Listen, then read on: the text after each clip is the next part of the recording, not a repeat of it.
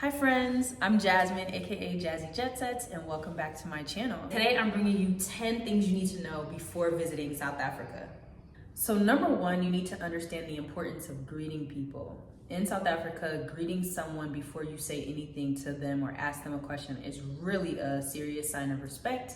And as someone from the East Coast, the North, that was something I definitely had to get used to. It's really important that you greet people before you ask them a question or basically say anything to them. You could be lost. You could be doing anything. You could be stranded somewhere. The first thing that needs to come out of your mouth is, hello, how are you? Or good morning, how are you? And that brings me to my second thing that you need to know, which is just the general hello and how are you greeting, which is Sawubona and Unjani.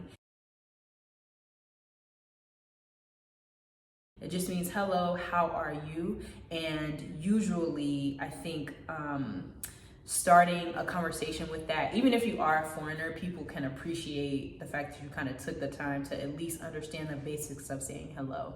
Number three, what you need to know about South Africa. So winter versus summer in South Africa. So the summer months are actually the opposite of what they would be in the West or the US specifically. So summer in South Africa is actually December to March. And in my opinion, it actually starts getting nicer even around September time.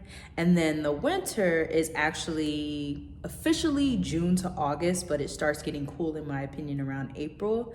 And generally like the winter temperatures don't go any lower than like 55 degrees. For my Westerners, this is in Fahrenheit, so everyone else please don't yell at me. And in the summertime, it might be anywhere from like 75 to 77 degrees to about 81 or 82 degrees. So it's really great because it doesn't get like super hot and humid like it does in some other countries. So South African summertime, definitely I would say the best time to visit. And also remember that Cape Town is always a little chillier, a lot more mountains and beaches. So yeah, gotta come during the summer. So the fourth thing that you need to know before you visit South Africa is how diverse it is. South Africans alone, there are about I think 11 languages or maybe even more. 11 languages or tribes that actually make up South Africans. But then the actual country of South Africa itself is so diverse. It's considered to be like the land of opportunity on the continent. So a lot of people from around Africa and the world move here and live here. So you can't just assume someone, a black person that you meet in South Africa is South African, because there's probably a 50% chance that they're not. Like my girlfriend's group alone is made up of women who are from Botswana, Zambia, Nigeria, Zimbabwe. It's quite diverse here. The fifth thing that you need to know before visiting South Africa is phone theft.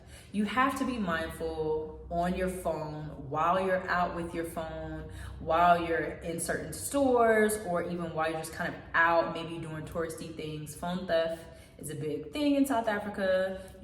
Someone could just run by and snatch your phone, or it could be much more sophisticated and someone could like sneakily swipe your phone from your bag or your pocket. So you definitely have to be careful with that. It's happened to me twice. Once my phone was very softly taken out of my crossbody bag and I did not know until it was gone. Another time my phone was swiped out of my pocket while I was at the grocery store. You just have to be really mindful of your phone and pay attention when you're on it. The sixth thing that you need to think about when you come to South Africa is Joburg versus Cape Town. I personally feel like you need to visit both places if you are planning to make a trip. Cape Town is more of like the touristy area, lots of beaches. I feel like there's more white people there, which is not a bad thing, just kind of naming the things. Joburg gives you more of like a big city feel, and I really like that. I really like that for living, but I love visiting Cape Town to go on vacation. If you are planning to come to South Africa, you should definitely try to split up your time between Cape Town and Joburg. Cape Town has the amazing vineyards and wine country, and then Joburg, I feel like it has Not only does it have all the culture and energy and fun, but it also just gives you an opportunity to visit other elements and other parts of the city. So thinking about visiting Soweto and going to the Apartheid Museum and visiting Nelson Mandela's home. So those are definitely things that you should think about if you're planning to visit South Africa. Number 7, something to think about if you are coming to visit South Africa is load shedding.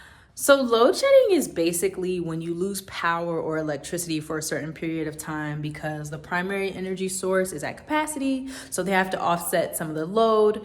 And basically, depending on where you are, your electricity will go out for 2, 3, 4 hours at a time. It is quite an inconvenience in the country. And one of the good things about it is that, like, in South Africa, you can usually get a schedule of like when load shedding will happen, so you can kind of prepare for it during certain windows. And a lot of commercial places and apartment buildings, they have generators, so you actually don't have to go without it for too long depending on where you live.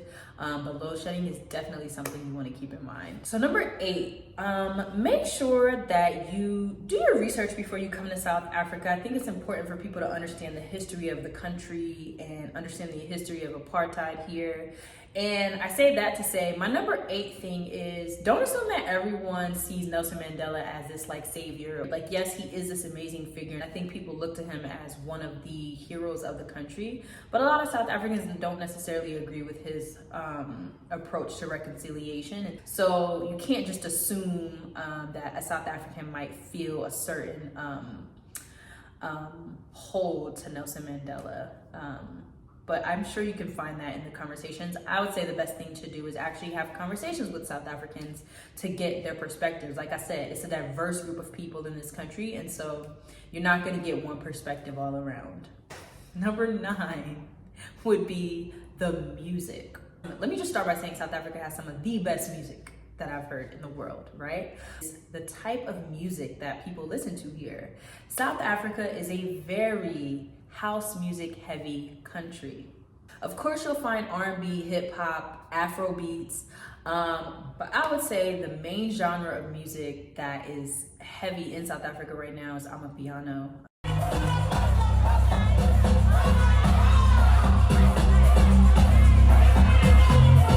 Genre that was created here and started in South Africa a few years ago and has been blowing up all over the world, which I'm sure you've heard some of the music. If you haven't and you're planning to visit South Africa, you need to go to your Apple Music or your Spotify and throw on an Amapiano mix and get your life and be prepared for when you get here.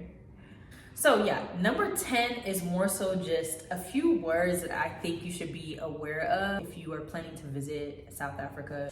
So number 1, barbecue or cookout. If you're coming in the summertime, a lot of people will probably be doing that. In South Africa, they're called braais, B-R-A-A-I, a braai. So a South African might invite you to a braai. They're inviting you to kind of a barbecue / cookout. Number 2, hookah. I know a lot of you out there love hookah. In South Africa, they call it hubbly. South Africans also love hookah, but here it's called hubbly. So if you're in the club trying to order some, you need to say, I would like the hubbly menu, please, not the hookah menu. So another phrase that might be different or surprising is robot. When South Africans refer to a robot, they mean the traffic light. So if you're ever in an Uber or if you're driving with someone here, you might hear them refer to it that way. Another word is the gas station. If someone needs to go to a gas station, they will say the garage. So it was quite confusing for me in the beginning, but keep that in mind. And then the last one would be car, like the trunk of your car is a boot, which is very similar, I believe, to the UK. So yeah, those are my 10 things that you need to know if you're planning to visit South Africa.